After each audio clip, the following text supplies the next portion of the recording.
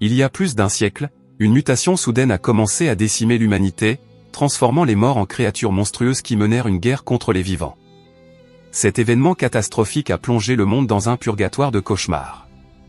Au milieu de ce chaos, des individus dotés de talents exceptionnels, appelés les éveillés, ont émergé comme le dernier rempart de l'humanité contre ces horreurs mutantes. En 2145, les créatures mutées se sont unies à l'échelle mondiale, formant une force sans précédent qui a repoussé l'humanité jusqu'à son dernier bastion. Cependant, un massacre sans précédent eut lieu. Des humains étaient coupés en deux comme des épées brisées sur le champ de bataille. Sur le champ de bataille final de la capitale de Huaxia, des monstres gigantes faits de chair, avec des yeux éparpillés et des dents acérées, traversaient le terrain en direction d'humains qui semblaient de la taille de poupées. L'archer mécanique de troisième ordre, un garçon aux cheveux bruns, se tenant aux côtés d'une soutien psychique de même niveau, une jeune fille aux longs cheveux bruns, fit remarquer que ces mutants ne cessaient de venir. Le guerrier au marteau lourd de troisième ordre, tenant la ligne de front, hurla que la plupart de leurs frères éveillés de premier et deuxième ordre étaient déjà tombés et qu'à ce rythme, même ceux de troisième ordre ne tiendraient pas longtemps. L'archer leva son arc, insistant sur le fait que la créature face à eux possédait encore des ressources cachées, tandis qu'elle avançait. Les combattants tentèrent de se défendre, mais furent enveloppés par les tentacules de la monstruosité et soulevés dans les airs. Le guerrier au marteau exhorta alors sa sœur à lui prêter main forte pour briser ses tentacules, tandis que les dents de la créature se rapprochaient dangereusement. La soutien psychique, le visage marqué par l'angoisse, expliqua que le mucus de ces mutants de troisième ordre pouvait sceller les pouvoirs psychiques, alors que les tentacules les serraient toujours davantage. L'archer s'écria qu'ils étaient piégés. Tous pensèrent qu'ils étaient fichus, en voyant le désespoir sur leur visage. Puis, de nombreuses coupures dorées apparurent soudain, traversant la créature et réduisant ses tentacules en 1000 morceaux. Ils se demandèrent ce qui était en train de se produire, tout en atterrissant près des énormes morceaux de chair qui les avaient retenus prisonniers. C'est alors que tous se retournèrent et, avec une expression de surprise et du sang coulant sur leur visage, aperçurent leur sauveur, un jeune homme debout devant une lumière intense, brandissant une épée tandis que le vent faisait flotter sa cape. Tous comprirent qu'il s'agissait d'un des talents de niveau divin et, en l'observant de plus près, réalisèrent qu'il s'agissait de Monsieur Yening, un jeune homme aux cheveux courts et noirs, et aux yeux bruns. Ce dernier leur recommanda de ne pas être imprudent, tandis que les trois combattants s'approchaient de lui. L'archer le remercia vivement d'être arrivé à temps, suivi par le soutien psychique qui exprima sa gratitude pour ce sauvetage. Quelque chose attira alors l'attention de l'archer, qui leva son arme en précisant qu'il y avait encore des mutants juste au-dessus de la tête de Yening. Il ajouta qu'il s'agissait d'un type jamais vu auparavant, dont la présence paraissait sinistrement différente. En levant les yeux, on pouvait voir une créature munie de plusieurs bras et tentacules, avec un globe oculaire entouré de dents sur la poitrine, des cornes sur la tête, des yeux écarlates et des rayures noires et blanches sur le visage. Le guerrier, brandissant son marteau, s'élança avec rage vers la créature flottant dans les cieux, décidé à la réduire en morceaux. En une fraction de seconde, l'œil situé sur la poitrine du monstre se tourna vers les deux membres de l'escouade d'attaque qui s'approchaient.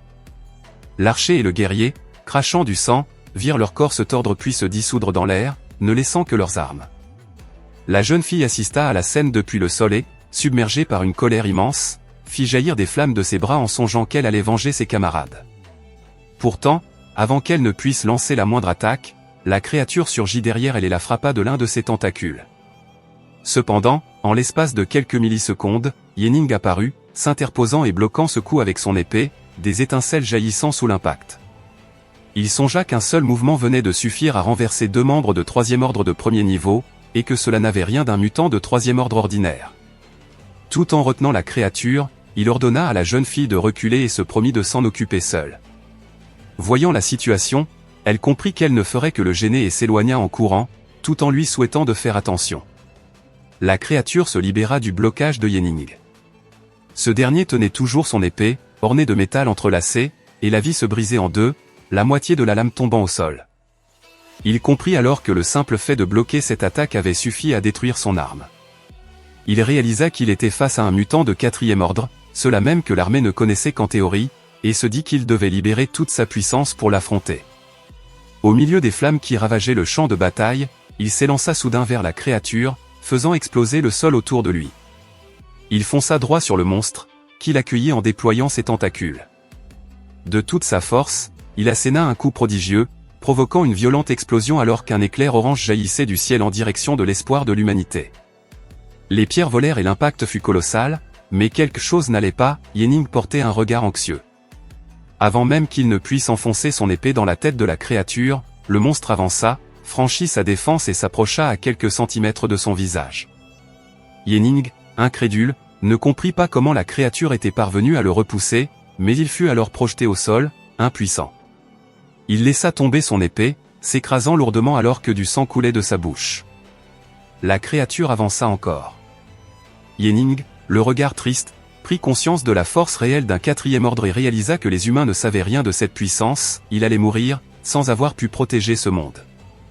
Il regretta de devoir en finir ainsi. Les tentacules du monstre transpercèrent son corps, des vers dévorant déjà sa chair, tandis que la créature semblait jubiler de sa victoire dans un déluge de sang.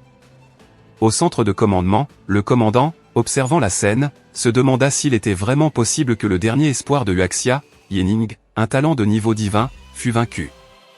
Il s'interrogea sur la capacité de l'humanité à tenir encore face à un tel déchaînement de force. Il songea que, si on avait découvert Yening plus tôt en lui laissant le temps de progresser, ce cauchemar aurait pu être évité, mais qu'il n'y avait plus d'issue désormais.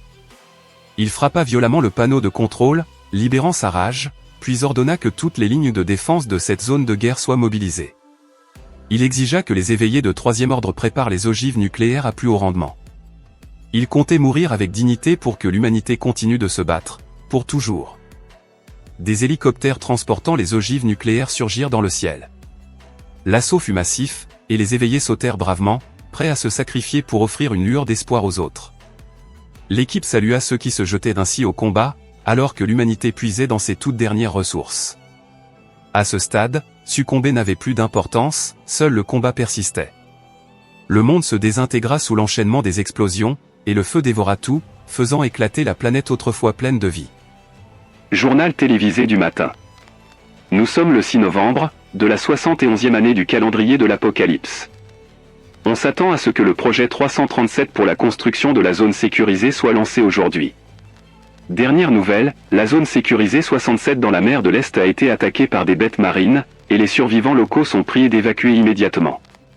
Ce furent les premiers mots que Yening perçut à son réveil. Encore confus, le corps couvert de saleté, des bandages enroulés autour de lui et des vêtements déchirés sur le dos, il s'assit, songeant que sa tête allait exploser. Il se souvenait pourtant avoir péri après avoir été vaincu. Une voix l'alerta alors qu'il distinguait deux gardes discuter dans la même cellule que lui. L'un d'eux expliquait qu'on avait prétendu que Yening était infecté par un virus, le tenant inconscient et l'empêchant de participer aux tests qui se déroulaient dehors. Il redoutait qu'il ne cause des ennuis plus tard.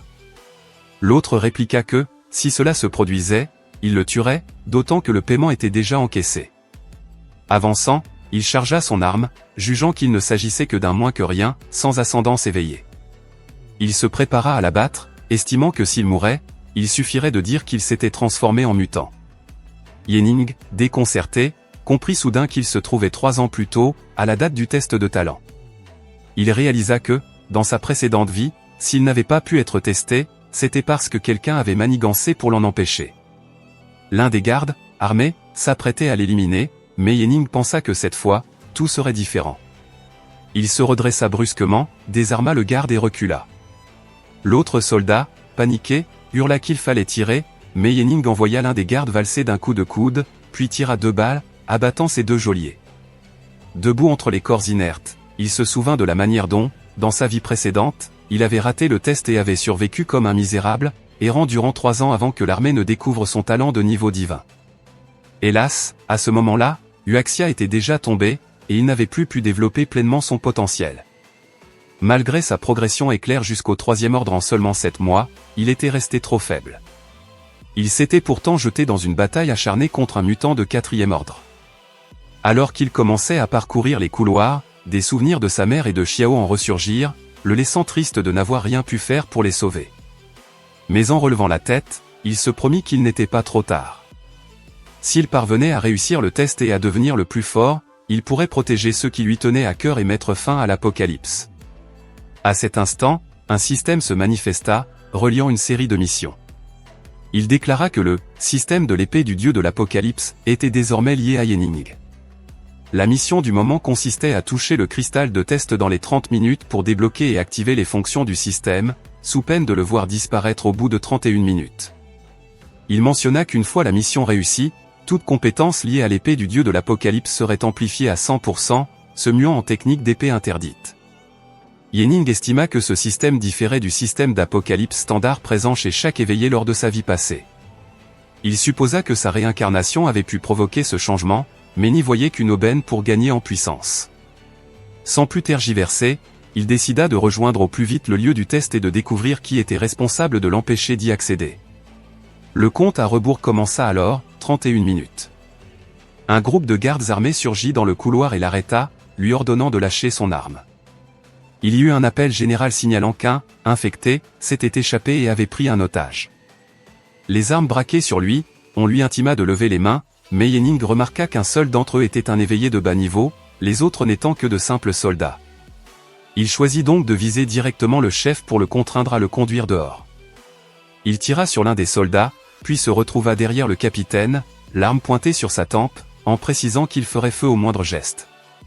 L'équipe somma Yening de lâcher le capitaine et l'accusa d'attaquer l'armée dans une zone sécurisée, ce qui valait une exécution. Cependant, Yening leur ordonna de le mener sur la place du test, leur laissant 3 secondes pour se décider. Le capitaine, en sueur, voulut discuter, mais Yening l'interrompit et lui ordonna d'avancer, arme au poing. Le capitaine, main en l'air, s'exécuta, jugeant que Yening jouait un jeu dangereux en pariant sur un possible éveil. Dans l'arène, un large groupe de gens s'était déjà rassemblé pour écouter le discours d'introduction.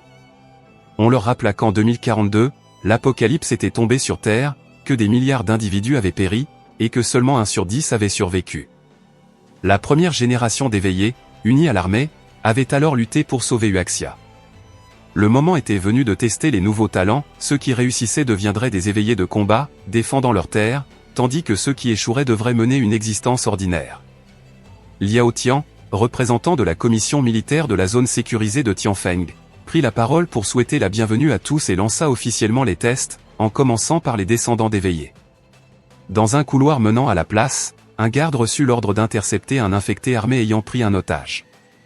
Mais à peine les gardes tentèrent-ils de bloquer l'accès qu'ils furent tous envoyés au tapis. Yening apparut, marchant avec son arme pointée sur la tête du capitaine, forçant les autres à reculer en levant les mains. Liao Tian, un homme d'une quarantaine d'années aux cheveux bruns, s'exprima dans le micro pour ordonner à Yening de déposer immédiatement son arme et de se rendre, sous peine d'être abattu. Les gardes se préparèrent à tirer, tandis que le capitaine suait à grosses gouttes, redoutant pour sa vie. Yening, le visage impassible malgré la tension, affirma qu'il n'était pas infecté et qu'il ne souhaitait pas perturber la cérémonie d'éveil, mais seulement passer le test. Liao Tian n'en tint pas compte et exigea qu'on l'arrête. Les gardes s'approchèrent, alors Yening jeta son arme, rappelant l'article 137 du règlement de la zone sécurisée qui accordait certains droits spéciaux aux éveillés. Il soutint que d'importantes contributions pouvaient annuler une infraction militaire grave. Toutefois, à peine eut-il lâché son arme que le capitaine, profitant de l'instant, lui asséna un coup de poing en plein visage, déclarant que même un éveillé n'avait aucun privilège en ce moment. D'autres gardes le maintinrent au sol en le frappant, et le capitaine, enragé, jugea absurde qu'il ose brandir des règles militaires dans une telle situation. Liao Tian ordonna alors de l'exécuter sur le champ. Au-dessus de Yening, un homme armé d'une épée apparut, prêt à l'achever. Mais soudain, un avion équipé de puissantes lumières flottantes apparut dans le ciel. Le capitaine s'interrogea sur la présence d'un chasseur psychique supersonique. C'est alors que Xiao Ai, le commandant suprême de la zone militaire de Tianfeng, éveillé de 2e ordre, sauta au sol.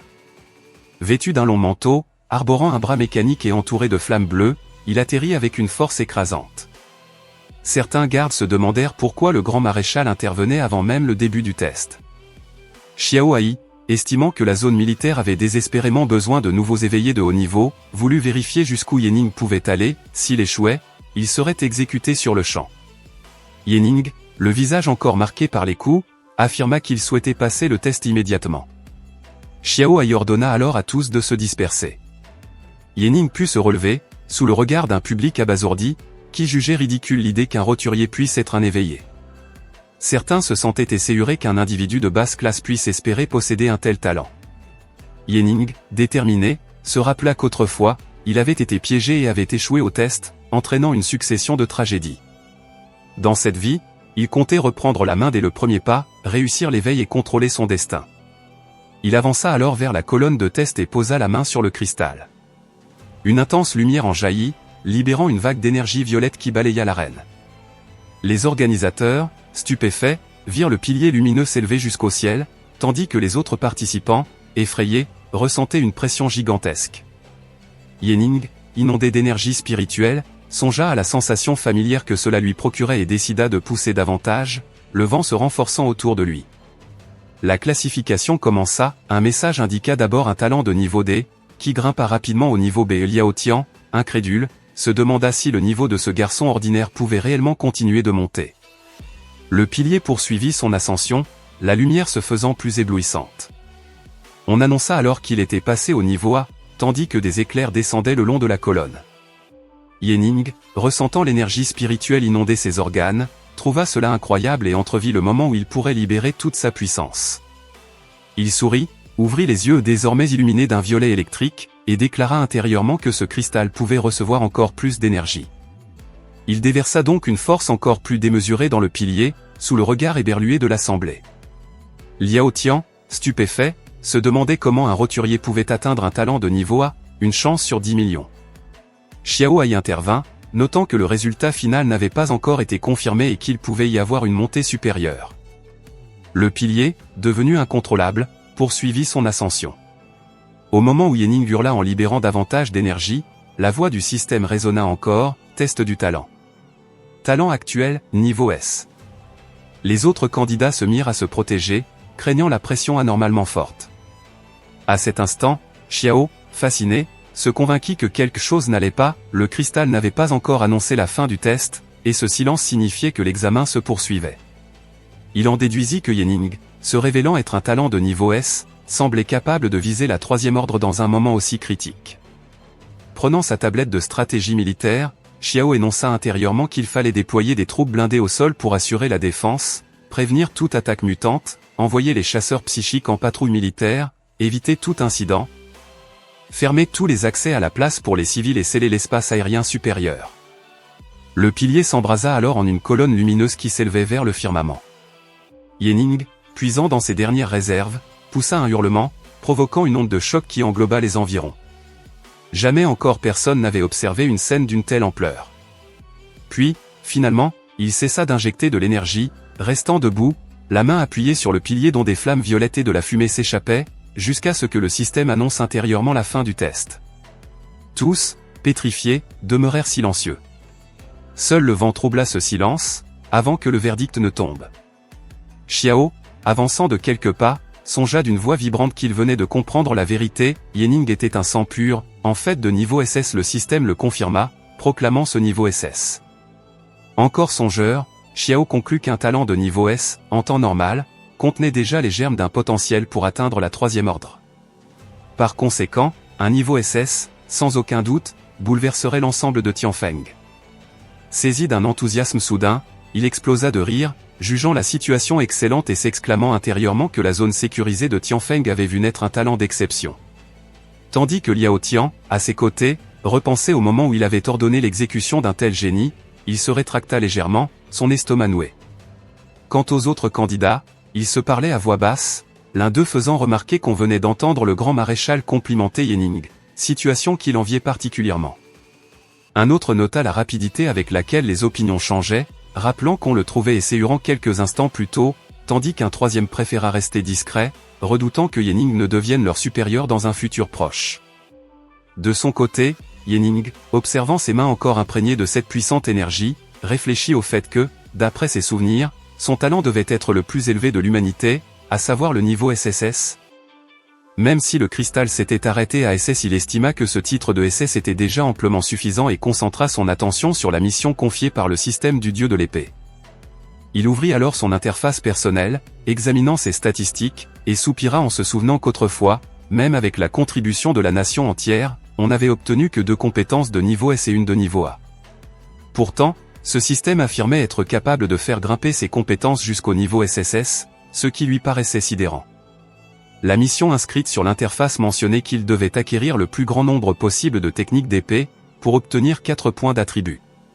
On l'avertissait aussi qu'il était strictement interdit de divulguer la moindre information relative au système, sous peine d'élimination.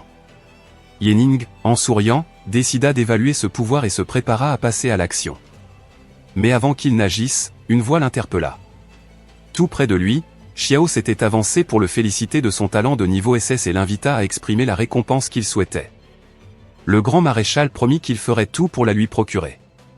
Face à cette déclaration, Yening resta silencieux, encore focalisé sur la mission du système, tandis que Xiao attendait sa réponse. Liao Tian essaya de capter son attention en l'interrogeant, mais, ne voyant aucun signe, Xiao supposa simplement que Yening était sous le choc de l'éveil, admettant qu'il aussi était resté sans voix en apprenant son propre potentiel à l'époque. Il l'exhorta alors à se rendre dans son bureau pour discuter plus confortablement. Après un éclat de rire, Xiao posa la main sur l'épaule de Yening et l'entraîna à l'intérieur, Liao Tian fermant la marche. Une fois dans la pièce, Liao Tian exposa la situation, expliquant à Yening qu'il avait manqué de peu le test en raison d'un complot, tout en ajoutant que des enquêteurs allaient s'occuper des responsables et qu'il lui fournirait des justifications quand tout serait éclairci. Il lui apprit également qu'il avait décidé d'en faire le tout premier candidat du nouveau programme des jeunes pousses. Il aurait un tuteur de niveau 3, profiterait de ressources et d'équipements, et on solliciterait l'avis de la hiérarchie la plus élevée pour organiser son encadrement. Toutefois, il préférait d'abord aborder la question du talent, assurant que l'oncle Xiao l'aiderait à bâtir un plan de développement. Assis dans un canapé, Xiao croisa les bras et les jambes, attendant que Yening explique la nature de ses pouvoirs. Celui-ci se remémora la consigne intérieure lui interdisant de révéler le système, décidant donc de parler seulement de son don officiel. Prenant place dans un fauteuil, il précisa disposer d'un talent psychique permettant la télékinésie d'objets. Xiao accueillit l'information en trouvant rare ce type de pouvoir, supposant qu'il faudrait probablement des formateurs spécialisés de la capitale pour lui prodiguer un apprentissage poussé. Il l'encouragea ensuite à réclamer la récompense souhaitée. Yening répondit qu'il aimerait, si possible, obtenir un livre de technique d'épée. Xiao jeta un regard vers le garde, indiquant d'aller chercher un exemplaire de niveau élevé. Un moment plus tard, le garde revint avec l'ouvrage. Xiao posa alors une main sur l'épaule de Yening pour l'inviter à le prendre. Avec le livre en main, Yening le remercia et estima qu'il n'avait plus de raison de rester, préférant rentrer chez lui. En le voyant presser le pas, le commandant sourit et supposa qu'il était probablement impatient de partager cette nouvelle avec sa famille. Puis, se retournant vers les militaires présents, Xiao ordonna à quelques soldats d'élite d'escorter Yening en permanence pour garantir sa sécurité. Au moindre problème, il devait le tenir immédiatement informé. Enfin, dans un élan de fermeté, il réclama un rapport sous 24 heures pour comprendre pourquoi Yening avait failli perdre sa chance de passer l'examen, précisant qu'il ne tolérerait aucun manquement, quel que soit le rang des personnes impliquées. Tous acquiescèrent en chœur, s'inclinant respectueusement. Dans la zone sécurisée de Tianfeng, au 6e point de rassemblement, un véhicule militaire traversa un quartier déshérité, sous le regard intrigué des habitants. Yening, assis à l'arrière, demanda aux soldats de le déposer ici, affirmant qu'il pourrait rentrer seul. Les militaires, obéissant, acceptèrent et le laissèrent descendre. Quelques passants reconnurent le jeune homme. L'un d'eux, ébahi, fit remarquer qu'il venait d'arriver en véhicule militaire et qu'il était sans doute devenu un personnage influent. Un autre recommanda de baisser la voix, supposant qu'un éveillé accompagné de tant de gardes devait bénéficier d'un haut statut. C'est à cet instant que Yening aperçut une jeune fille en train de sortir les poubelles. Il la reconnut comme étant Xiao en Elapla. Sur le coup de la surprise, elle se retourna et s'exclama que c'était son grand frère. C'était effectivement la sœur de Yening. En la voyant, il ressentit une vive émotion, se souvenant que, dans sa vie précédente, il n'avait pas pu la protéger. Cette fois-ci, il se promit de la tenir à l'abri de tout danger. Il s'approcha d'elle à grande enjambée et la serra dans ses bras. Perplexe face à cette marque d'affection, elle demanda pourquoi il était revenu alors qu'il était censé se trouver en camp d'entraînement. Les yeux humides, il lui révéla qu'il avait déjà passé le test. Xiaoan, enthousiaste, remarqua qu'il avait les larmes aux yeux et s'en inquiéta, mais il lui assura qu'il était simplement heureux de la retrouver. Elle l'invita aussitôt à rentrer pour rassurer leur mère, qui se faisait un sang d'encre depuis son départ. Ils prirent la direction de la maison, la jeune fille expliquant qu'elle avait trouvé plus de pièces que d'habitude ce jour-là et comptait les échanger contre un morceau de gâteau, afin que son frère puisse bien manger. Yening, un sourire doux sur les lèvres, la traita de sotte et lui promit qu'ils mangeraient tous un délicieux repas. À peine furent-ils rentrés chez eux que Yening sortit des provisions en quantité pour préparer un véritable festin. Xiao en s'émerveilla devant toute cette nourriture, tandis que leur mère demandait comment se déroulait le test d'éveil, car le voisinage s'interrogeait à ce sujet. Yening, d'un air satisfait, l'informa qu'il avait réussi et qu'il était désormais un éveillé. Sa mère l'écouta, les mains jointes contre sa poitrine, un bonheur évident sur le visage. Il confirma de nouveau, déclenchant la joie de Xiaoan, ravi d'avoir un grand frère aussi remarquable. S'agenouillant à côté de la table, la fillette s'enquit de savoir s'il pourrait manger comme cela tous les jours, ce à quoi Yening répondit que oui, il le pourrait. Quelques heures plus tard, alors que sa mère et sa sœur dormaient déjà, il poussa un soupir de soulagement en voyant leur sommeil paisible, puis ferma doucement la porte. Sans tarder, il activa son système, ouvrant une fenêtre bleue translucide, qui indiquait que la mission était accomplie. Il avait obtenu 4 points d'attribut et une compétence de niveau C détectée. Le système annonçait aussi une mise à jour de la compétence stockée, désormais améliorée au niveau SSS, tempête d'épée. Une énergie bleue l'enveloppa, formant une sphère miniaturisée en forme d'épée qu'il put toucher.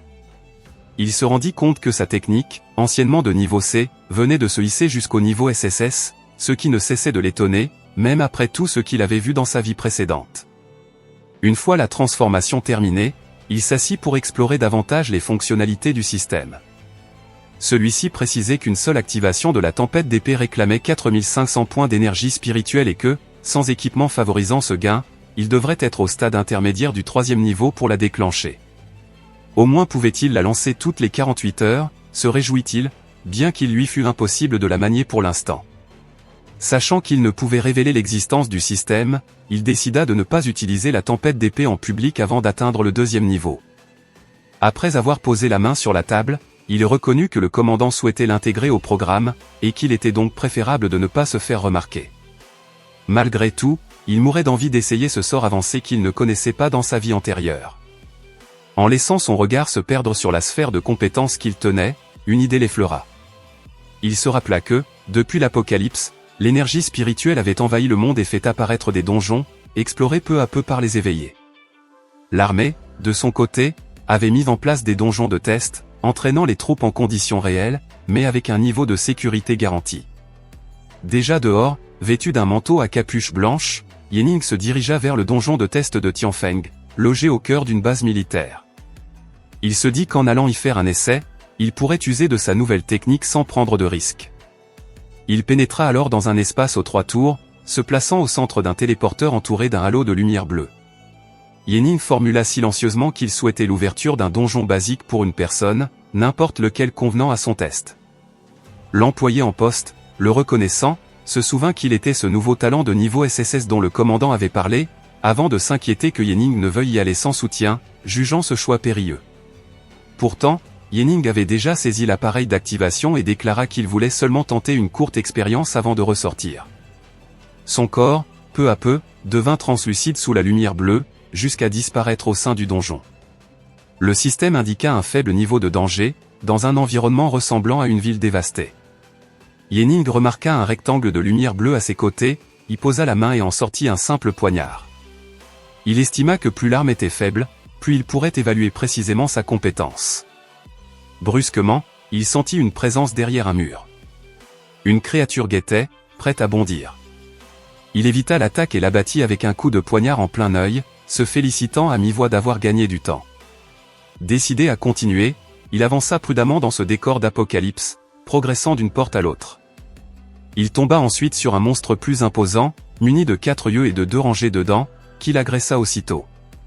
D'un poing et d'un coup de pied, Yening le cloua au sol. Du sang noir gicla, et il réalisa que, même en n'étant pas au mieux de sa forme, il disposait de suffisamment d'expérience de combat pour triompher facilement de tels zombies. Seuls les boss constituaient un test à sa mesure, se dit-il en regardant un escalator menant à l'extérieur. Ainsi, il projeta de sortir du bâtiment pour se diriger vers la place, derrière les boutiques, où il supposait trouver le boss. Les zombies ordinaires, attirés par l'agitation, se mirent à le poursuivre en nombre croissant. Cela ne le dérangeait pas, car il constatait simplement que tuer ces monstres de base ne lui rapportait guère d'énergie spirituelle. Au bout d'une heure, il finit par grimper sur un camion de pompiers, observant la horde qui se pressait en contrebas. Il comprit alors qu'il devrait s'en débarrasser avant d'atteindre son véritable objectif. Dans sa course, il escalada plusieurs obstacles jusqu'à ce que le système l'alerte qu'il entrait dans la zone du boss. Il arriva sur la place principale, vide de tout petits zombies, comme s'il redoutait la présence dominante des lieux. Une détonation retentit, et le système signala l'approche d'un mutant de niveau 1 maximal, nommé dévoreur de cadavres. Yenning se retourna pour apercevoir un monstre colossal, semblable à un crabe géant, qui atterrit violemment, manquant de le percuter.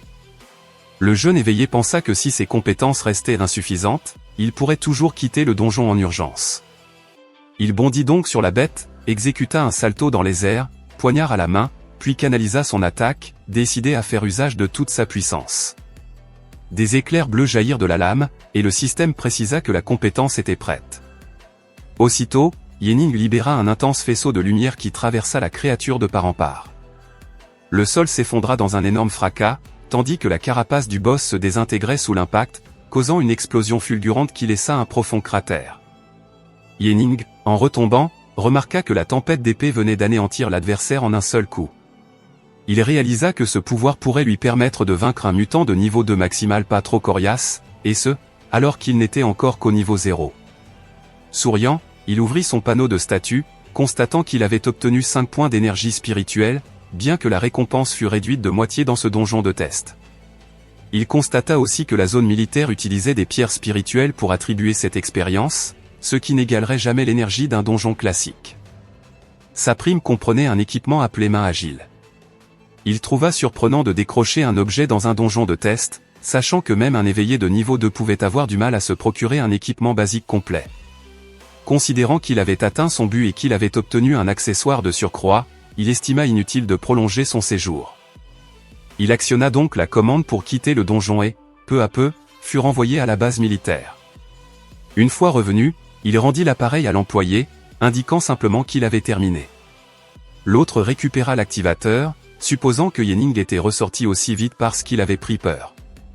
Tandis qu'il s'éloignait, une voix résonna, réclamant de savoir qui avait autorisé un groupe à entrer dans ce donjon de test, réputé bien trop difficile.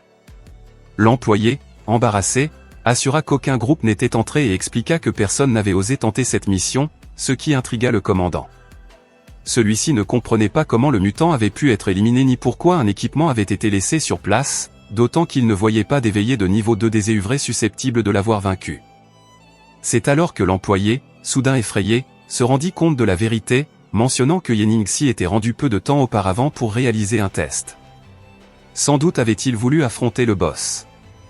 Pendant ce temps, Yenning était déjà revenu dans son quartier, traversant un marché local en entendant les marchands clamer leurs offres. L'un souhaitait échanger 7,5 kg de farine contre 20 cartouches de munitions, un autre vendait de la menthe religieuse frite à un crédit le demi-kilo.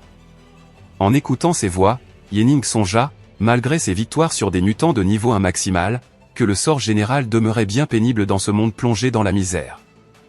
Au coin de la rue, 3 enfants fouillaient le portefeuille d'un ivrogne étendu à terre.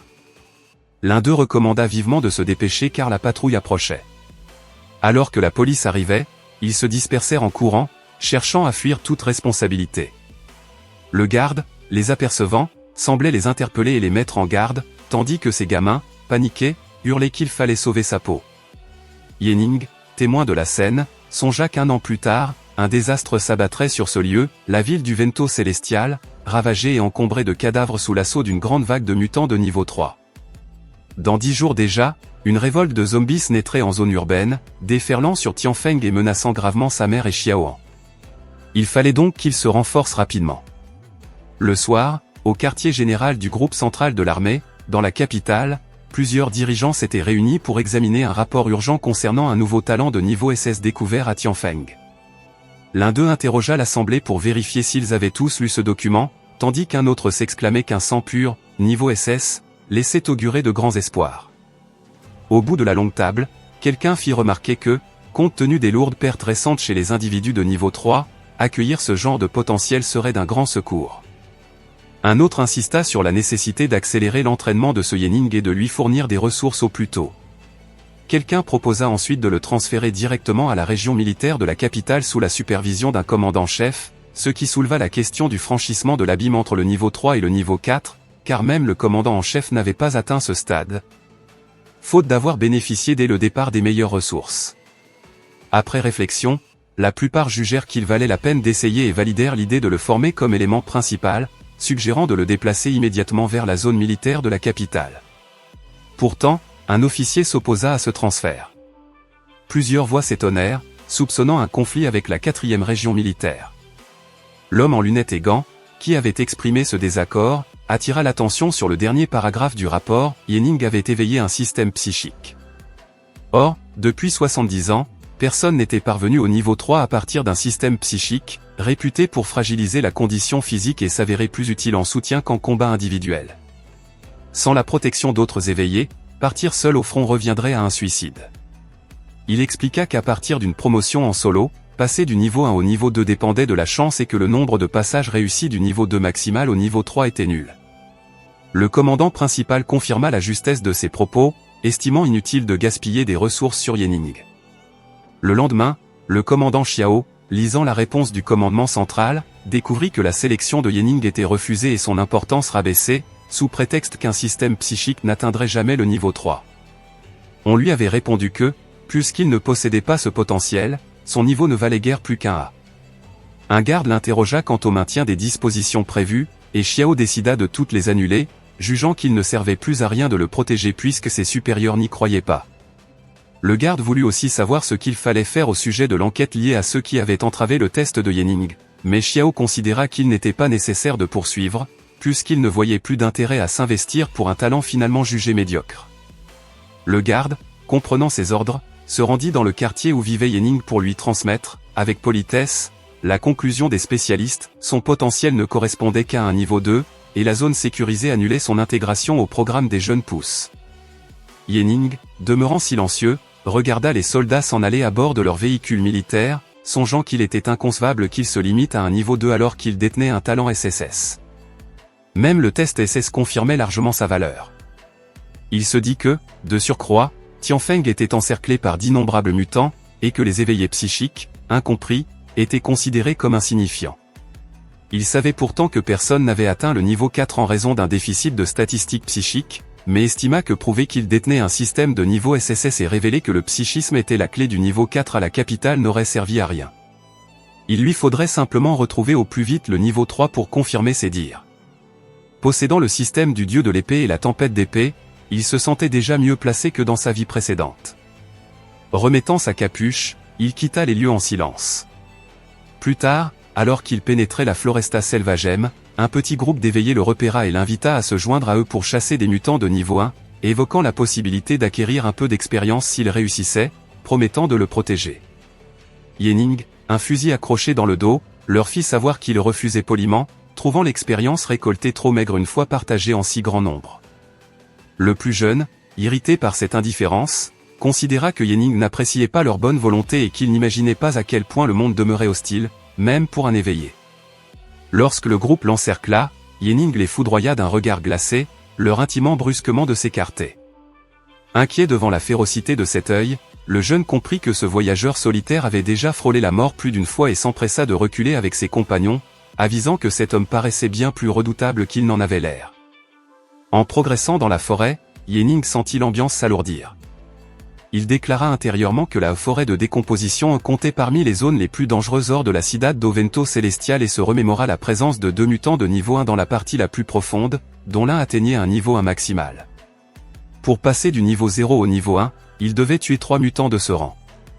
Dans le donjon de test, il en avait déjà abattu un, et même avec la réduction de moitié de l'expérience, cela équivalait à un mutant de niveau 1 ordinaire. Il pensa donc qu'en éliminant les 2 ici, il pourrait décrocher un niveau. Soudain, il perçut une vive hostilité. Saisissant son fusil, il se retourna, résolu à n'employer ni ses capacités psychiques ni la tempête d'épée, car il tenait à gagner de l'expérience à la fois psychique et physique. Il asséna alors un coup de crosse, brisant le crâne d'un premier mutant, et vit plusieurs zombies surgir. Il les repoussa d'un enchaînement de sauts, de coups de pied, de tirs et de frappes, refusant volontairement d'employer son pouvoir psychique ou son art de l'épée, car il estimait qu'on sous-estimait à tort la constitution des éveillés psychiques. Il jugea crucial de changer cette perception, pensant aussi à préparer les vétérans au jour où surgirait un mutant de niveau 4, ce qui rappela à sa mémoire la créature qu'il avait vaincue autrefois. Il espérait prouver l'importance de cette voie psychique. À la lisière, la bande de jeunes discerna des coups de feu et soupçonna qu'ils provenaient de ce garçon, autour du secteur de l'Arbre Démon. Le chef, pressentant le danger, préféra fuir, convaincu que ce type se faisait probablement massacrer. Yening, pour sa part, venait d'achever le nettoyage des lieux lorsqu'il se fit projeter au sol par 2 racines émergeant de terre, et le système annonça l'approche d'un Amarador mutant de niveau 1 moyen et d'un arbre démon mutant de niveau 1 maximal. Surpris, il réalisa que les deux surgissaient simultanément et vit alors le démon, fait de branches, doté d'yeux pourpres et d'une bouche garnie de dents. Il se demanda où se dissimulait le second mutant, avant de voir l'arbre démon se jeter sur lui. La créature attaqua de ses racines, fissurant le sol sous leurs impacts, tandis que Yening esquivait avec agilité, remarquant la rapidité de l'adversaire et constatant que l'autre mutant ne se montrait toujours pas. Il n'avait ni l'espace ni le temps de battre en retraite, se jurant de tenir bon. S'armant du fusil, il asséna un coup violent qui ébranla l'arbre démon. À cet instant, Yening distingua une petite forme, hérissée d'épines et pourvue d'un seul œil rouge, lové sous la gueule verdâtre du démon. Une gerbe de sang noir en jaillit lorsqu'il frappa. En retombant, il se souvint d'un événement de sa vie antérieure, quand il avait vu, avec son équipe, 2 mutants de niveau 1 causer de graves pertes, précisément parce que la seconde créature était dissimulée dans l'autre. Autrefois, un bataillon militaire d'élite avait fini par tuer l'arbre démon et l'Amarador, mais Yening, trompé par leurs explications, avait cru que l'autre mutant se cachait plus loin, alors qu'il reposait en réalité dans le corps du démon. Composé d'un enchevêtrement de racines, muni d'yeux rouges et de crocs, l'arbre démon vociférait sous l'effet d'un rugissement semblant amplifier sa force. Yening remarqua sur son cou un point bleuté, supposant qu'il s'agissait de l'Amarador, lequel prodiguait un buff de puissance au démon sur une courte durée. Il crut déceler un schéma récurrent, l'arbre démon reculant brièvement pour renouveler l'effet avant d'attaquer encore, et devina le saut imminent. Comme prévu, le géant bondit, mais Yening, devinant sa tactique, sourit et fonça le long de son corps pour débusquer l'Amarador. Il brandit son poignard, libérant une énergie dorée, et trancha peu à peu le lien reliant la petite créature à la bête, finissant par l'extirper d'un geste. L'Amarador se réduisit alors à un globe oculaire, et Yening l'écrasa d'un coup de poing puissant, jugeant qu'il s'agissait d'une entité pitoyable sans la protection de l'arbre démon. Furieux, l'arbre démon abattit ses racines. Yening, le regard empli de détermination, neutralisa ses tentacules d'un geste vif, avançant vers le tronc principal. Il souligna que, privé du buff de l'Amarador, le démon n'était même pas à son plein niveau de force. Sentant sa fin proche, l'arbre démon hurla et se débattit, projetant du sang noir sur le jeune homme, qui déchiqueta racines et branches à répétition, jusqu'à ne laisser qu'un tronc réduit en pièces. Planté devant lui, Yening enfonça son poignard dans l'œil du monstre, qui éclata sous la violence de l'attaque. Le système l'informa alors qu'il avait tué un Amarador de niveau 1 moyen et un arbre démon de niveau 1 maximal, recevant de l'énergie psychique, des matériaux ainsi qu'un fruit psychique de cadavre. Yening, découvrant ses récompenses, reconnut que, même s'il avait manqué d'idéal, l'entraînement s'était révélé utile et qu'il avait mis la main sur ce fruit précieux. Celui-ci, de qualité blanche, promettait d'augmenter définitivement sa constitution d'un point et d'accroître de 20% la régénération de ses PV. Il l'utilisa aussitôt, songeant que beaucoup d'éveillés ne gagnaient que 4 points à chaque bond de niveau majeur, tandis que lui avançait déjà un peu. De leur côté, les jeunes, toujours cachés aux abords de la forêt, avaient l'impression que la pression psychique du boss avait disparu. Aucun autre combattant ne se trouvant dans les parages, ils en conclurent que, contre toute attente, le garçon de tout à l'heure avait pu sortir vivant d'un tel affrontement, mais il peinait à y croire. 30 minutes plus tard, Yening se rendit au centre de la Cidade do Vento Celestial, dans la zone dédiée au négoce des matériaux mutants. Il pénétra dans une boutique, y déposa un sac sur le comptoir, et le vendeur, cordial, s'enquit de ses attentes. Yening le chargea de prendre tout et de proposer un prix, tandis que les employés inspectaient le contenu. Il envisagea un instant de passer par le marché du système, mais estima nécessaire de conserver toutes les ressources disponibles, jugeant plus avisé de faire appel à ce type de commerce. Une vendeuse blonde, après examen, estima que ces pièces issues d'un mutant de niveau 1 maximal pouvaient servir à forger une pièce d'armure et une arme offensive, proposant environ 697 crédits, arrondis à 700 pour un nouveau client. Yening calcula rapidement qu'il s'agissait là d'un montant conséquent dans ce monde apocalyptique et accepta la transaction. Alors que l'argent venait d'être viré sur sa carte, un autre vendeur l'informa que leur commerce fournissait également armes, équipements et accessoires, offrant même des solutions personnalisées, et lui demanda s'il recherchait autre chose. Yening voulut savoir si des manuels de compétences, notamment à l'épée, étaient disponibles. On lui expliqua que dans la ville du Vento Célestial, il n'existait que des compétences de niveau D. La vendeuse proposa d'en acheter, et Yenning parcourut brièvement ce qu'ils avaient.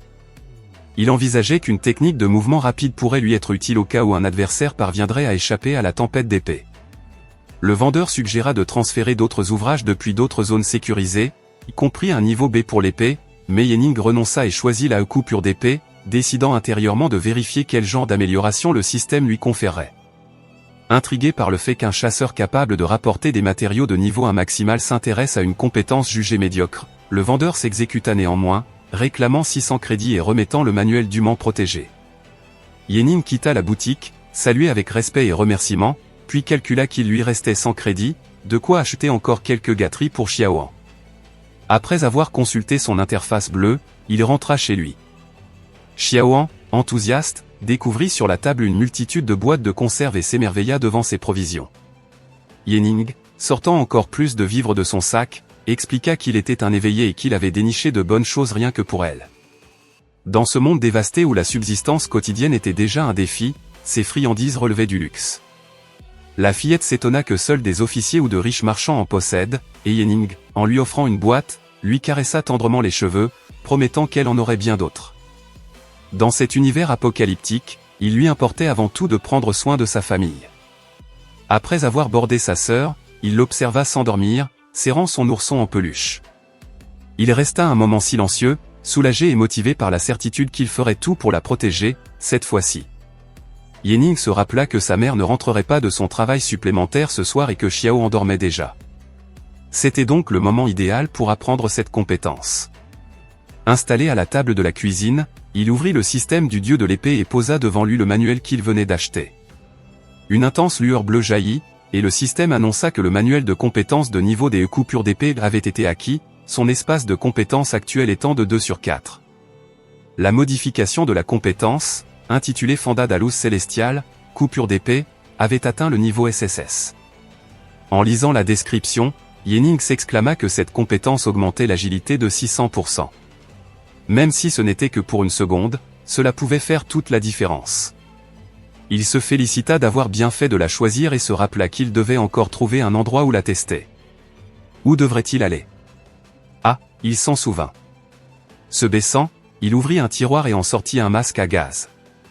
Il déclara que lorsqu'il s'agissait de vitesse, cet endroit était le plus adapté, en enfilant une combinaison spéciale dotée d'une ceinture d'accessoires ainsi que son masque.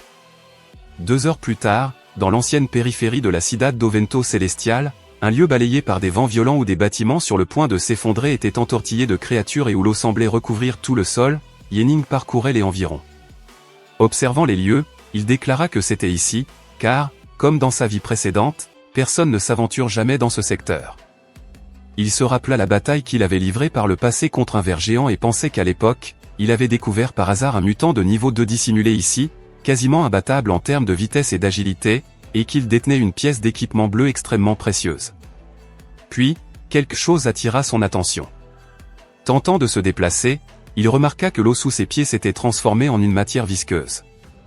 En baissant les yeux, il constata qu'il était piégé. Aussitôt, une autre présence le frappa. Derrière lui, un mutant à la peau violette couverte de mousse apparut. Il se retourna brusquement pour voir la créature fondre sur lui et bondir, sa gueule s'ouvrant dans tous les sens comme une fleur alien, hérissée de dents. Saisissant sa dague, Yenning porta un coup bref, façon Tramontina, qui décapita aussitôt le mutant. La tête roula au loin, et Yenning, l'observant, songea qu'il avait eu de la chance que ce n'était qu'un zombie. S'il avait été confronté à un rôdeur, il aurait passé un sale quart d'heure, se battant contre lui dans ce marécage toxique aurait relevé du cauchemar. Il entra alors dans un hangar et déclara qu'il allait falloir changer d'endroit rapidement. Mais, dans un coin du hangar, un gigantesque ver l'attendait déjà. L'animal attaqua aussitôt en fouettant l'air de sa queue, tandis que Yenning tentait d'esquiver, pensant que la dernière fois qu'il s'était battu contre ce truc dans son autre vie, il était déjà niveau 2 et équipé d'une armure bleue. Chaque impact lui infligeait une blessure, et avec une telle force, au moindre faux pas, il se faisait broyer sur le champ par le grimpeur. À l'extérieur, cherchant à s'enfuir, il regarda autour de lui et pensa que, si ses souvenirs étaient bons, le grimpeur devrait se trouver par là. Était-il déjà là lors de sa vie précédente? Peut-être qu'il n'y avait pas prêté attention à l'époque. Cela pourrait être un bon matériau pour tendre un piège. Puis, décrochant une grille métallique d'un mur, il fabriqua une sorte de barrière garnie de pointes, attendant l'arrivée du monstre. Finalement, derrière lui, un violent choc se produisit. Le ver apparut en rugissant, et Yenning se dit qu'il s'agissait bien d'un mutant d'élite qui se cachait. Il demeura debout devant ses pointes métalliques, attirant la créature qui chargea tête baissée vers lui, percutant la paroi et s'empalant sur les tiges, tandis qu'il s'écartait juste à temps. Il réalisa qu'il devait se débarrasser de cette menace avant l'arrivée du grimpeur, notant que la créature semblait plutôt efficace dans ses attaques. Cependant, une autre présence l'alerta soudainement. Quelque chose bondit à travers les ruines à toute vitesse, et le système annonça qu'un grimpeur mutant de niveau 2 moyen approchait. Un autre ver, cette fois doté d'yeux rouges, d'une gueule allongée, de pattes et d'une peau bleue, apparut, poussant Yenning à s'exclamer qu'il se retrouvait à affronter les deux mutants en même temps. Il se demanda pourquoi le grimpeur était encore plus rapide que dans sa vie précédente. Normalement, en restant tout près de lui, il aurait été plus simple d'esquiver ses attaques suivantes, mais le timing de son assaut chargé était imprévisible. Il n'avait pas le temps de réfléchir et devait simultanément esquiver l'attaque du grimpeur et encaisser celle du mutant d'élite. Le ver à la peau violette et gluante fondit alors sur lui, le heurtant de plein fouet. Yenning tenta de parer le choc en croisant les bras devant lui, mais sans succès. Il cracha du sang en maugréant qu'il s'agissait d'un fichu piège qui s'était retourné contre lui, le laissant encore plus blessé. Une des tiges métalliques plantées dans le monstre s'enfonça dans son flanc, faisant gicler son sang. Arrachant la pointe de son corps, Yenning expliqua qu'il était venu tester ses compétences, mais que la situation devenait critique. Si seulement il avait employé la tempête d'épée, tout aurait pu être nettoyé plus facilement, mais le grimpeur était bien trop rapide pour être atteint et il était impossible d'esquiver simultanément deux mutants avec ses attributs de niveau 0. La seule technique qui lui restait était la fendade à louse célestiale, mais comme la coupure d'épée, c'était un assaut à cible unique. Il réalisa soudain qu'il était écrit dans la description de la compétence que son attaque était accompagnée d'une aura d'épée. Calculant combien de temps cette aura durerait, et en se basant sur sa longueur minimale, en y ajoutant la longueur de son bras, il en déduisit que même si c'était un coup à cible unique, cela suffirait à frapper deux mutants en même temps, à condition qu'ils soient dans l'alignement. Sautant et tournoyant, Yenning exécuta la coupure d'épée au fendade à louse célestiale. Une déflagration d'éclairs bleus jaillit de son corps, s'étendant vers les monstres. L'explosion lumineuse fut si puissante que les deux bêtes éclatèrent en gerbes de sang noir, aspergeant Yenning d'une pluie gluante. Retombant au milieu de la marque laissée au sol par son coup, il souffla qu'il avait réussi à tuer les deux, considérant cette attaque impressionnante, capable non seulement de démanteler le premier adversaire touché, mais aussi de produire un effet de zone grâce à l'aura de l'épée. Il admit qu'il aurait dû éviter de prendre un tel risque en visant les deux simultanément, comprenant que l'effet spécial de l'attaque ne se déclenche pas systématiquement, et se promit d'étudier davantage cette compétence. Le système projeta alors une notification sur son interface bleutée, l'informant qu'il avait dépassé son niveau en éliminant un grimpeur de niveau 2 moyen, ce qui lui avait valu une grande quantité d'énergie psychique. Il avait également tué un ver de terre de niveau 1 élevé, recevant ainsi plus d'énergie psychique. De plus, il avait obtenu le matériau écorce d'arbre démon blanche, l'équipement armure d'arbre mort, qualité blanche, et griffe géante, qualité blanche, ainsi qu'un fruit psychique de cadavre. Yenning, en constatant ces gains, conclut que même si c'était risqué, les récompenses en valaient la peine. Pendant ce temps, au poste de garde militaire du Vento Célestial, la salle de contrôle était en ébullition. Des assistants s'écrièrent qu'ils n'avaient jamais relevé de telles fluctuations d'énergie et qu'il fallait déclencher l'alarme. Un collègue se rapprocha et demanda ce qui se passait et pourquoi l'alarme sonnait soudainement. Un autre répondit qu'ils avaient détecté des variations d'énergie anormales dans la banlieue et se demandait si c'était un éveillé de niveau 3.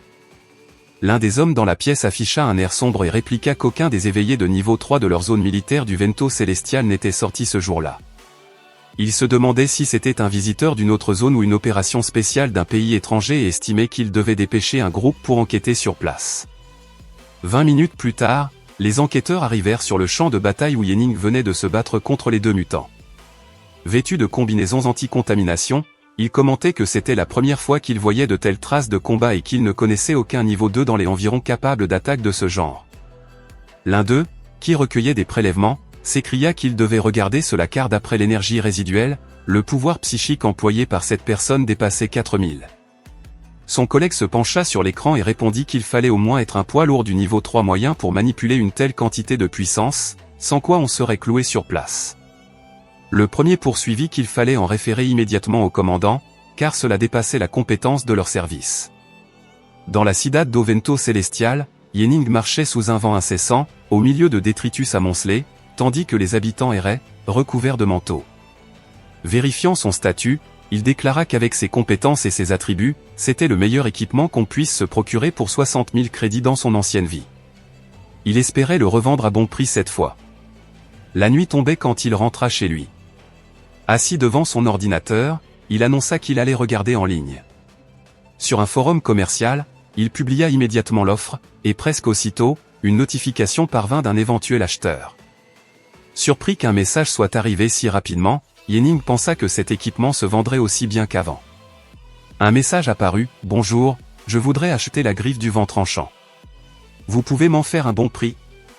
Yenning répondit directement qu'il ne négocierait pas, fixant le prix à 60 000 crédits. Apparemment surpris par ce refus, l'homme rétorqua qu'il pouvait payer en partie avec d'autres ressources, de l'équipement, des compétences ou de la nourriture.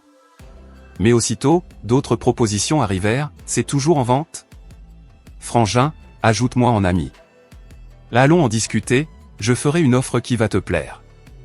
Je te propose seulement 30 000. » Souriant, Yenning lâcha que tant de gens voulaient acheter, cela allait être plus simple de trouver preneur que prévu. Il céda un peu sur le prix, déclarant que s'il voulait vraiment l'équipement, il ne descendrait pas sous les 30 000 crédits. Pour d'autres ressources, tant que c'était correct, et pour les compétences, il ne voulait que celles basées sur l'épée. En outre, des fruits psychiques seraient parfaits. À l'autre bout de l'écran, un homme imposant portant un blouson orné d'épaulettes à pointe, torse nu, et arborant de longs cheveux châtains, esquissa un large sourire et déclara qu'il devait acquérir cet équipement de pointe coûte que coûte. Il se tourna vers sa bande, criant qu'ils allaient fouiller l'inventaire à la recherche d'armements, surtout quelque chose pour le style épéiste. Ces hommes, tous vêtus de blousons marron-rouge similaires, répondirent d'une même voix, « Oui, chef. On s'en occupe. » 30 minutes plus tard, il revint, dépité, les bras chargés d'objets qui ne semblaient pas convenir. « Chef, voilà tout ce qu'on a pu rassembler. » Le costaud, la tête dans les mains, maugréa qu'il ne suffirait pas et qu'il devait verser un acompte pour être sûr d'avoir l'objet. Il ordonna alors qu'il rassemble l'argent au plus vite. Peu après, Yenning reçut un message, « Votre acompte a été envoyé. » En s'adossant à sa chaise, Yenning se réjouit que cet homme tenait vraiment à cet équipement. Dans son ancienne vie, sa mère et Xiao en vivaient dans l'angoisse permanente et n'avaient jamais eu un seul jour de répit. Maintenant qu'il avait ses ressources, s'il devait subir les mêmes galères, à quoi servirait son retour? Il devait s'assurer qu'il connaissait le meilleur confort possible. Sur son téléphone, il constata le message de l'acheteur, « Chef, on réunit le reste, ça arrivera demain. » Le lendemain, chez l'agent immobilier du Vento Celestial, une employée brune accueillit Yenning avec un sourire poli, « Bonjour, quel type d'appartement cherchez-vous? Vous avez déjà visité ?» Yenning répondit qu'il voulait ce qu'il y avait de mieux et demanda rapidement quelles étaient les disponibilités, précisant qu'il n'avait pas beaucoup de temps. Regardant autour d'elle, la petite sœur de Yenning, bouche bée, s'exclama que c'était super luxueux ici. La vendeuse, toisant Yenning, pensa qu'un éveillé de niveau 0 venant voir ce genre de propriété était surprenant, surtout que même un seul mètre carré ici coûtait plus cher que son salaire annuel. Sans patience, elle lâcha que la meilleure propriété était à 40 000 crédits, ce qui était hors de prix pour lui, et suggéra de jeter un œil au logement à 2000, mentionnant qu'elle avait d'autres clients à gérer. Souriant, Yenning répliqua qu'il acceptait, déclarant que si le prix était seulement de 40 000 crédits, il pouvait payer de suite. Ce qui stupéfia même sa petite sœur, peu habituée à de telles sommes. La vendeuse railla en tendant la machine à crédit, tout en pensant que Yenning semblait miséreux mais prétendait pouvoir payer, ajoutant que s'il n'avait pas de fonds, elle ne voulait pas perdre son temps. Accédant à son compte, Yenning constata qu'il avait 13 000 crédits. Il demanda à la vendeuse d'attendre un instant pour compléter la transaction. Levant les yeux au ciel, la femme grommela que si Yenning n'avait pas l'argent, il ne devait pas la baratiner, suggérant qu'il allait probablement ne pas trouver 30 000 crédits en quelques minutes. Mais aussitôt, Yenning reçut un message, « Chef, on est pressé par le temps. On a réuni 39 375 crédits, plus quelques équipements et des fruits psychiques. Ça te suffit ?» Après vérification, Yenning conclut que tout, même si c'était du matériel de qualité blanche, représentait un set presque complet. Il annonça que l'affaire était conclue. Il montra alors son écran à la vendeuse, dont les yeux s'arrondirent devant la notification, 39 375 crédits transférés. Ye-Ning déclara calmement qu'il pouvait payer maintenant. D'un coup, l'attitude de la vendeuse changea du tout au tout. Arborant un sourire obséquieux, elle s'exclama que son grand frère était vraiment jeune et brillant, déjà si riche à un si jeune âge, et qu'elle avait eu le souffle coupé. Elle lui demanda s'il faisait le transfert, sinon elle pouvait chercher quelqu'un d'autre. Ye-Ning répondit calmement qu'il s'en occuperait, affirmant qu'il pouvait bien le faire. Elle déclara alors qu'en réponse à sa demande, elle pouvait faire n'importe quoi et l'invita, lui et sa sœur, dans le salon VIP, promettant de s'occuper de tout pour leur satisfaction. Finalement, le transfert fut effectué.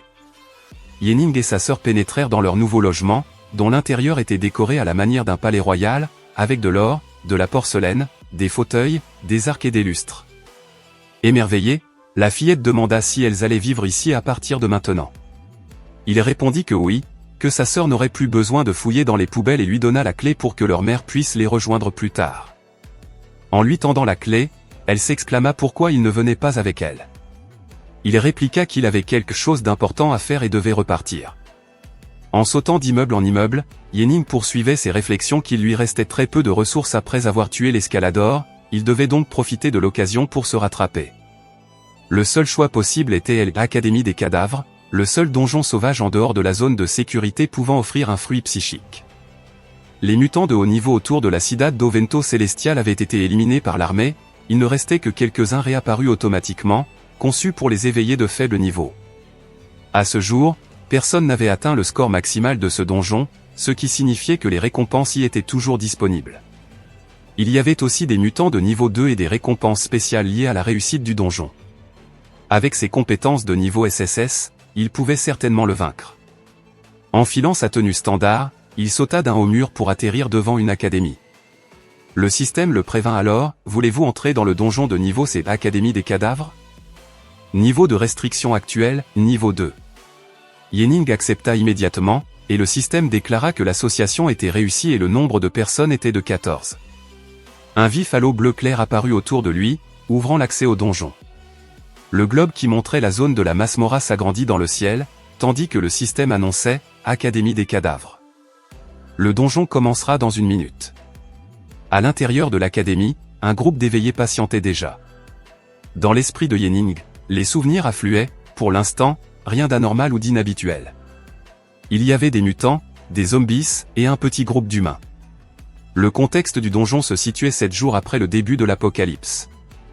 Une foule de gens avait été transformée en zombies et avait envahi l'ancienne académie.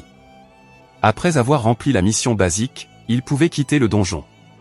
Le système l'informa ensuite des missions en cours. Une mission basique actuelle, survivre dans l'académie pendant 12 heures. Pendant ce temps, vous ne pouvez pas abandonner la mission de l'académie. Récompense, un équipement blanc aléatoire et plus 4 d'XP psychique. Mission optionnelle, tuer le cadavre de la dame morcelée, niveau de difficulté D, tuer le mutant Asugero, niveau de difficulté C, éliminer tous les zombies, niveau de difficulté C. Isolé dans un coin, Ye-Ning lisait attentivement les détails de la mission. Plus loin, près d'un tableau, un garçon blond prit la parole pour saluer tout le monde, s'identifiant comme Gao Yun et demandant si quelqu'un avait déjà fait ce donjon. Il proposa de se porter volontaire comme chef si quelqu'un n'avait pas l'expérience. Un autre jeune homme approuva aussitôt, mentionnant qu'il avait entendu dire que ce donjon était très difficile et qu'il pouvait les guider s'il avait de l'expérience. Souriant d'un air ambigu, Gao Yun répondit que le niveau de difficulté de ce donjon était moyen élevé pour un donjon de niveau 2 et que sans une bonne coordination, tout le groupe y passerait. Il songea aux zombies déformés et aux créatures hideuses peuplant cette Masmorra. Ces paroles impressionnèrent l'assistance, jusqu'à ce qu'il remarque Ye-Ning, un peu à l'écart, et l'interpelle en le qualifiant de niveau 0. Ye-Ning garda le silence, sans réagir. Gao Yun s'approcha avec un ton moqueur, demandant à Ye-Ning s'il était venu ici pour mourir, lui faisant remarquer qu'il s'était trompé de donjon puisqu'il s'agissait d'un donjon de niveau 2. Le protagoniste le fixa d'un regard glacial, sans un mot, si bien que Gao Yun, mal à l'aise, laissa échapper une goutte de sueur en pensant que ce niveau 0 avait l'air si effrayant. Puis il ajouta que s'il était niveau 0, il ne pourrait pas le protéger et qu'il valait mieux qu'il s'éloigne sans leur causer de problème. Enfin, il suggéra qu'en le suivant, il pourrait grappiller un peu d'XP, précisant que la récompense basique était juste un équipement blanc. Se tournant vers les autres, Gao Yun expliqua qu'il supposait qu'ils étaient tous venus pour la mission difficile. Il les avertit vivement d'éviter de prendre des quêtes à la légère, rappelant que lors de sa dernière venue, il avait affronté 2 boss et que la majorité de l'équipe avait été perdue, ne laissant que 2 éveillés de niveau 2 maximal et lui-même comme survivant de justesse. Ses pensées le ramenèrent à la vision de ses camarades gisant au sol parmi les restes sanguinolents des monstres, et il frissonna en pensant qu'il avait cru mourir de peur et qu'il valait mieux ne pas y repenser. Yening, interrompant cet élan, se parla à lui-même, se disant qu'à ce stade, ses attributs restaient encore un peu bas. Il pensait donc qu'il ne pouvait pas épargner ce fruit psychique. En général, beaucoup d'éveillés de niveau 2 plafonnent à 18 points de force, mais lui, il en était déjà à 17, presque au niveau d'un éveillé lambda de niveau 2. Avec cela, plus ses 2 compétences SSS, il pourrait pulvériser ce donjon. Une aura bleutée se dégagea de son corps tandis qu'il serrait le poing, un sourire aux lèvres. Gao Yun continuait d'expliquer les consignes à l'assemblée, précisant que le bouclier protecteur allait bientôt disparaître et qu'ils choisiraient tous la mission Un cadavre de la dame morcelée. Selon lui, ce boss était un mutant de niveau 2 moyen et qu'à 14 points, il devrait s'en sortir sans trop de dégâts. Un autre éveillé acquiesça, confirmant qu'il suivrait les ordres du chef. Une femme en noir, aux longs cheveux de jais et à la frange droite, demanda avec une voix suave si jamais il y avait un souci plus tard, qu'elle pourrait obtenir de l'aide. Rougissant, Gao Yun assura qu'il veillerait sur elle. Le groupe avança donc, sous la direction de Gao Yun, qui les exhorta à être prêts et à le suivre. Cependant, à un croisement, tout le monde remarqua quelque chose. La femme désigna un point en demandant si ce qu'ils voyaient n'était pas. Ils virent Yening filer devant eux.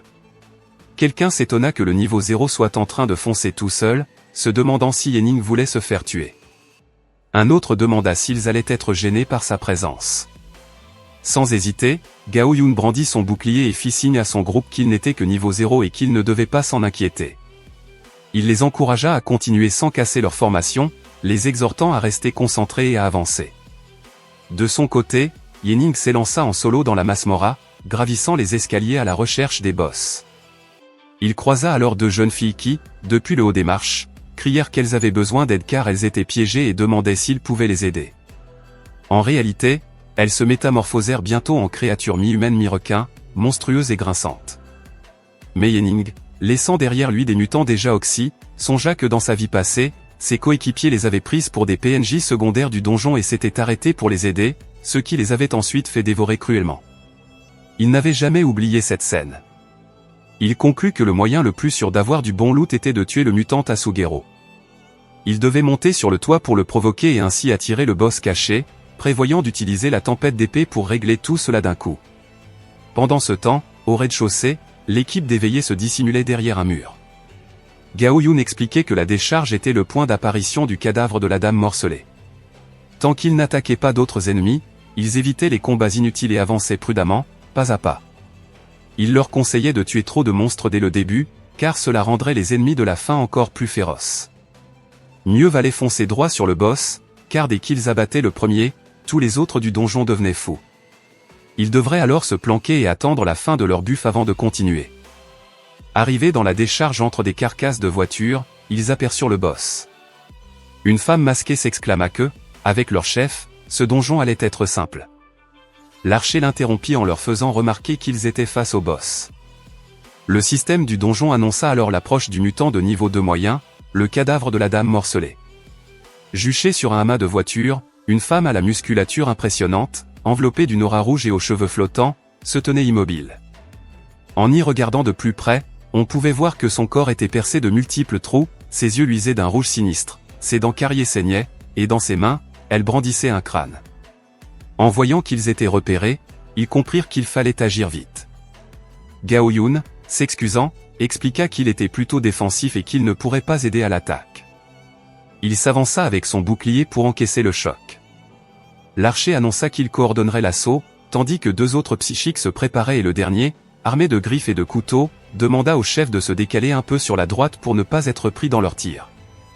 Ils lancèrent leurs attaques sur la bosse, tandis que Gao Yun demeurait à sa position pour la bloquer. Gao Yun, souriant, considéra que c'était leur chance et, feignant un repli, relâcha la fantasma qui bondit dans les airs et fit mine de retomber en arrière. Mais la créature atterrit sur les épaules de l'archer, qui hurla avant de se faire engloutir la tête par la gueule de la fantasma. Surpris par cette attaque, ils crièrent de panique. Gao Yun répondit d'un ton évasif qu'il s'était excusé, expliquant qu'il avait mal maîtrisé la situation. L'archer, déjà mort, gisait sous la fantasma, saignant à flot, le corps brisé. Gao Yun redressa alors son bouclier, projeta la fantasma en l'air et clama que désormais tout allait bien, encourageant le groupe à continuer d'attaquer comme avant. Sur le toit de l'école, Yening cherchait le boss principal, le mutant Asugero, mais ne le voyait pas. Il se dit de vérifier la mission et réalisa que la quête de tuer le mutant Asugero avait disparu, ce qui signifiait que quelqu'un l'avait prise avant lui. Dans la décharge, un violent fracas se fit entendre, et soudain apparut une silhouette traînant une lame sur le sol, faisant jaillir des étincelles. Devant les éveillés tétanisés, un énorme mutant muni d'une épée comme dans Silent Hill fit son entrée, leur arrachant un cri désespéré, le second boss. Le monstre brandit sa lame, tailladant tout sur son passage, causant un véritable carnage. En colère, ils se demandèrent pourquoi ce boss s'en prenait à eux. Au milieu de la bataille, Gao Yun affichait un sourire sournois, pensant qu'il avait discrètement accepté la mission. En tant que tank, il n'avait pas un DPS suffisant pour récupérer les meilleurs loots, mais si tous ses coéquipiers mouraient et que le boss n'avait presque plus de PV, il serait le dernier debout à lui porter les stockades. Même s'il ne décrochait pas le meilleur score, il aurait droit à un butin intéressant. Toujours debout, Gao Yun lança qu'il s'agissait de ce niveau 0, celui qui venait de partir en courant, qui avait pris la quête. Et, d'un coup de pied dans le dos de la fantasma, il ajouta qu'il avait compris que ce type voulait les éliminer. Le tenant bon, Gao Yun s'élança vers le mutant Asugero, criant qu'il ne laisserait jamais ce niveau 0 s'attribuer toute la gloire et ordonnant au groupe d'attaquer. Bouclier brandi, énergie concentrée, il prépara un coup et cria à ses compagnons de ne pas paniquer et de donner tout. Ne soupçonnant rien de sa traîtrise, ils répondirent en chœur, « Chef ». La femme aux joues roses murmura qu'il était si prévenant. Depuis le haut d'un mur, Yening assistait à la scène dans la décharge. Il comprit aussitôt et lança qu'il voulait se faire porter le chapeau pour rafler l'équipement, trouvant le plan pas bête, mais regrettant que Gao Yun ait visé la mauvaise cible. Yening ouvrit alors l'interface du système et remarqua 2 quêtes supplémentaires pour 2 autres boss cachés. Aussitôt, il les accepta. À ses côtés surgirent 2 monstres, l'un ressemblant à un démon squelettique, l'autre à un ver muni de 3 yeux. Tirant sa dague, Yening sourit en invitant les monstres à venir jouer. Les boss foncèrent sur lui, et il sauta dans la décharge. En pleine chute, il se dit qu'il le poursuivait en mode berserk, ce qui était parfait. Gao Yun aperçut soudain Yening et leva les yeux, se demandant ce que ce dernier faisait là. Les autres boss saisirent les autres éveillés, qui hurlaient à l'aide sans être entendus, des tentacules leur rentrant dans la bouche et brisant leurs os. Gao Yun, en sueur, tremblait de terreur. « Et qu'est-ce que c'est que ça » murmura-t-il, horrifié. Yening posa sa main sur son épaule, arborant un sourire au coin des lèvres, et déclara qu'il voulait jouer avec ses 4 boss. Gao Yun s'écria, totalement paniqué, qu'il avait pris toutes les missions. Yening, l'air narquois, répondit qu'il fallait être un bon bouc émissaire pour lui. Boum. Merci d'avoir regardé. Si vous avez aimé, n'hésitez pas à liker et à partager la vidéo avec un ami. La suite de cette vidéo sera bientôt disponible. À bientôt et ciao.